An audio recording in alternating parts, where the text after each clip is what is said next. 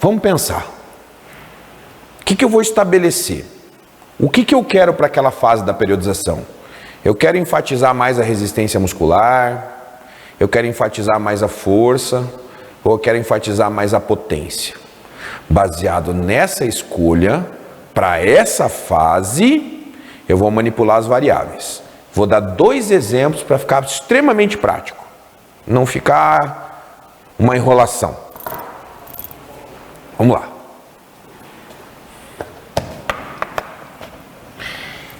Se eu quero desenvolver a resistência muscular, eu optaria por mais peso ou mais repetições? Provavelmente eu optaria por passar de 15 repetições. Então, nesse caso, eu manipularia as repetições, eu manipularia a carga e o volume. Eu reduziria o peso e aumentaria o número de repetições. Se eu quisesse mais força máxima, aqui resistência de força. Se eu quisesse mais força máxima, eu colocaria mais peso e faria menos repetições. Por exemplo, trabalhando na zona abaixo de 6 repetições máximas. O que é isso aqui?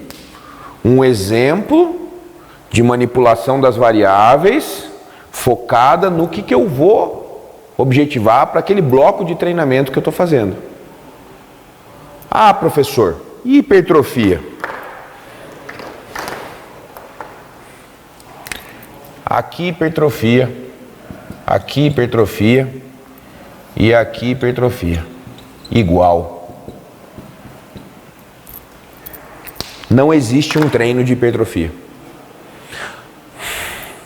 Deixa eu aproveitar o ensejo e dar a lapada de uma vez só. Tanto não existe treino de hipertrofia como não existe treino de emagrecimento.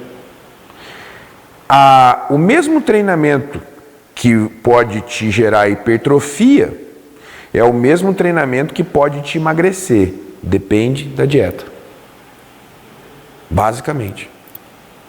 Então, eu posso muito bem levar uma pessoa para a academia e trabalhar na zona moderada, que é a zona mais confortável, que é essa daqui, ó.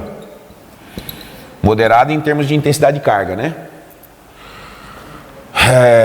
Intensidade mais alta, que é essa daqui, por causa da carga, e a intensidade mais baixa, em termos de intensidade de carga, que é aqui.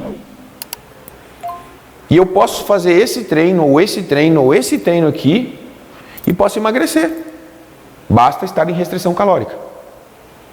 Então não adianta começar com aquela historinha de que eu vou fazer um circuito, eu vou fazer os multiarticulares, porque o gasto energético vai ser maior e por isso eu vou... Para com essa loucura. Para. Olha, quando eu digo que você pode hipertrofiar acima de 15 repetições máximas, quando eu digo que você pode hipertrofiar em 8 a 12 ou menos do que 6, eu não estou dizendo para você fazer tudo isso aqui.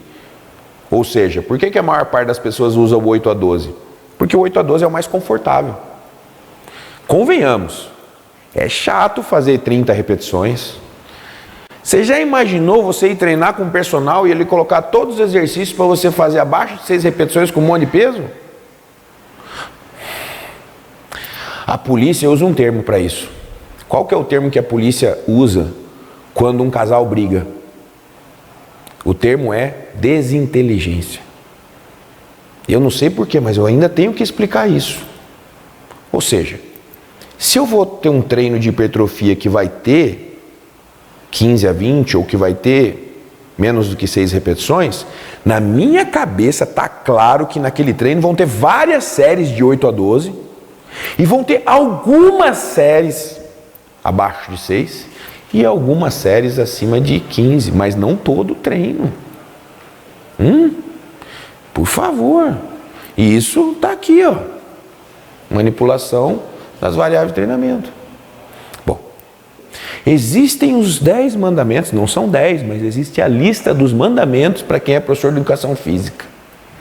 São os princípios básicos do treinamento. Esses são os 10 mandamentos de vocês. Então, se eu quero que as variáveis funcionem, eu vou precisar trabalhar com sobrecarga progressiva, eu vou ter que entender que o treinamento exige uma especificidade, eu vou entender que existem fases de manutenção, até porque se a gente for naquela conta do aumentar o volume, já parou para pensar se o cara treina com você há 10 anos? Então, para pensar, é obrigatório para alguém que treina há 10 anos ter situações em que ele vai ter que treinar menos. Mas ele não vai treinar menos a ponto de perder, ele vai treinar menos para o corpo voltar a ficar responsivo. Imagine que o nutricionista descobre que o carboidrato gera hipertrofia. Aí ele, muito inteligente, pensa o seguinte: o que eu faço? Vou dando carboidrato para você. Porque quanto mais eu aumentar o carboidrato, mais vai ter hipertrofia. Vai ter uma hora que você vai olhar para a pessoa, ela vai estar um balão, não é? Por quê? Porque por mais que o carboidrato gere hipertrofia, eu vou precisar oscilar o carboidrato ao longo do tempo, porque o teu corpo tem uma hora que não vai mais responder ao aumento de carboidrato. Tem uma hora que o teu corpo não responde mais ao incremento de peso. Tem uma hora que o teu corpo não responde mais ao aumento do volume de séries. Gente, para pensar uma coisa muito simples. Se eu pegasse uma pessoa no supino e cada treino aumentasse 1 quilo de cada lado, quando desse 10 anos de academia, quantos quilos essa pessoa ia estar levantando? 1.000 quilos. Vocês conhecem alguém que levanta 1.000 quilos no supino? Isso não existe. Então, assim, uma frase que eu gosto muito é: as variáveis do treinamento e os princípios, mas principalmente as variáveis, elas são interdependentes. Interdependentes. Por quê? Se eu quero mais peso, mais intensidade de carga, eu vou precisar fazer o que com as repetições? Reduzir. Isso é um exemplo de interdependência. Se eu quero mais repetições, eu vou ter que diminuir o peso. Então, por mais que o meu foco seja na variável repetições, quando eu mexo nela, as outras variáveis sofrem influência. É a mesma coisa quando você fala para o cara assim: segura a fase excêntrica por 3 segundos, pelo menos. Quando você pede para alguém segurar a fase excêntrica por 3 segundos, o que acontece com o número de repetições totais? Cai. E às vezes na academia o cara está acelerando, está descendo rápido para empurrar. Ó, Sonsim, tá doendo meu peitoral, hein, velho, de ontem. Desceu rápido, empurrou rápido, você consegue ganhar repetições. Mas no final, eu fiz mais repetições com um tempo menor, ou fiz menos repetições com mais tempo cada uma, no final pode ser que dê o mesmo tempo.